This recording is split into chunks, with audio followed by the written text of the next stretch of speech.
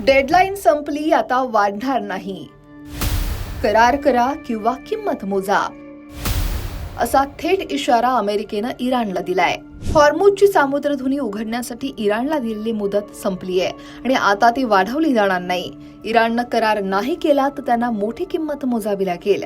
अमेरिकेनं ठरवलं तर संपूर्ण इराणला एका रात्रीत नष्ट करू शकतो आणि ही कारवाई उद्या रात्री म्हणजे मंगळवारी सुद्धा होऊ शकते, अशी थेट धमकी अमेरिकेचे राष्ट्राध्यक्ष डोनाल्ड ट्रम्प यांनी इराणला दिली आहे. सोमवारी रात्री उशिरा घेतलेल्या पत्रकार परिषदेत ट्रम्प म्हणाले, हे युद्ध अमेरिकेच्या इच्छेनुसार लढलं जात आहे आणि अमेरिकन सैन्याकडे अगदी कमी वेळात मोठं नुकसान करण्याची ताकद आहे. ट्रम्प यांनी इराणमध्ये अडकलेल्या आपल्या पायलटला वाचवण्यासाठी राबवण्यात आलेल्या लष्करी कारवाईचंही कौतुक केलं. त्यांनी या मोहिमेला ऐतिहासिक आणि अमेरिकन सैन्यासाठी एक मोठं यश असल्याचं सांगितलं.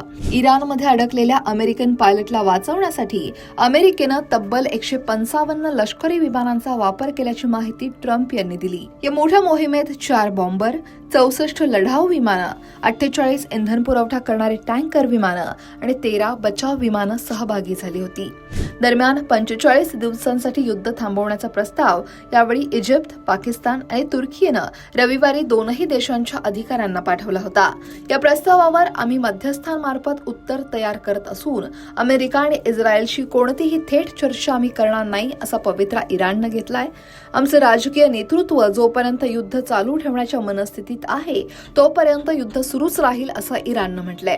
आणि याचवेळी इराणनं 10 अटी सुद्धा ठेवल्यात.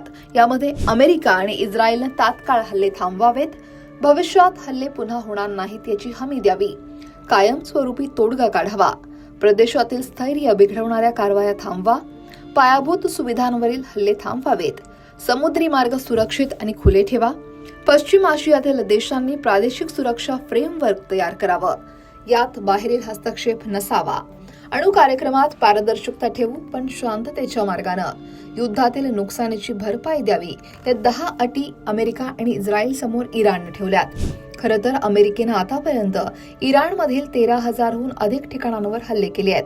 गेल्या 37 दिवसात अमेरिकन लष्करानं इराणच्या आकाशात 10,000हून अधिक युद्ध उड्डाणं केली आहेत, अशी माहिती सुद्धा ट्रम्प यांनी दिली. दरम्यान अमेरिकेच्या संरक्षण मंत्र्यांनी सुद्धा धमकीवजा इशारा दिलाय. ते म्हणालेत, युद्ध सुरू झाल्यापासूनच्या इतर कोणत्याही दिवसाच्या तुलनेत आज म्हणजेच मंगळवार आणि त्याच्या दुसऱ्या दिवशी हल्ले आणखी तीव्र करण्याची आमची योजना आहे आणि यानंतर इराण समोर पर्याय नसेल, अशी धमकी अमेरिकेचे संरक्षण मंत्री पीट हेक्सेथ यांनी दिली आहे. दरम्यान यावेळी इराणच्या रिव्होल्युशनरी गार्डचे गुप्तचर प्रमुख माजिद खादेमी आणि कुड्स फोर्सच्या युनिट 480चे कमांडर असगर बाकरी यांना सोमवारी एका हल्ल्यात ठार मारण्यात आलं. इराणच्या सरकारी माध्यमांनी ही माहिती दिली. खादेमी आणि बाकरी यांच्या हत्येची जबाबदारी इस्रायलचे पंतप्रधान नेत्यान्याहू यांनी स्वीकारत त्यावर सोशल मीडियावर प्रतिक्रिया सुद्धा दिली आहे.